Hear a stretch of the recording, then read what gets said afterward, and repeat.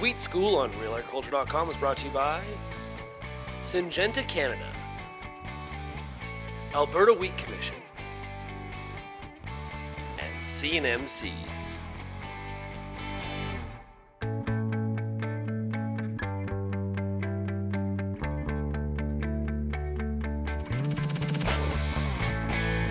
Bernard Tobin here on the Wheat School, joined by Deb Campbell from Agronomy Advantage. Hey, Deb, thanks for taking the time. Hi, Bern. Nice to see you.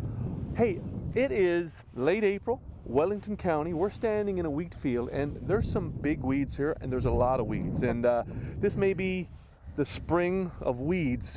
Talk about what you're seeing out there. Yeah, definitely an early spring for weeds. Just like the wheat is greened up, so have the weeds.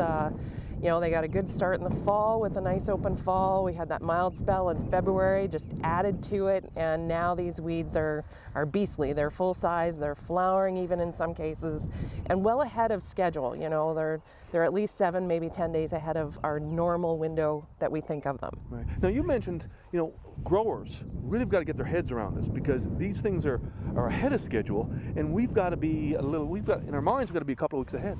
Yeah, so we've got the nitrogen on this field of weeds, and you know, guys are sort of focused on getting that planting window for corn, you know, last week of April, and meanwhile these weeds in the wheat just keep growing, and there will be a point here very soon where they're past the size for optimum weed control.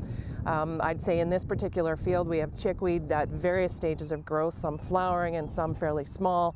Those flowering chickweeds are really already beyond the ability of our weed control options. So we need to be looking at this weed control window now as opposed to our normal frame of mind where it'd be after corn planting or you know, first week of May before we'd typically be spraying. Yeah. No, I'm looking for chickweeds, I'm looking for dandelion. Fleabane's not as much in this area, but obviously a challenge. Mm-hmm.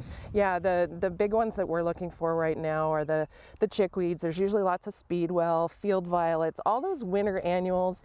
Dandelions just are a chronic problem in winter wheat that we look at. So, you know, it's not uncommon to find weeds in these fields now that are, you know, the diameter of your hand. Yeah. Yeah. Talk about this field. I mean, we talked off camera about fungicide application and whether, you know, how that's going to fit into a field like this.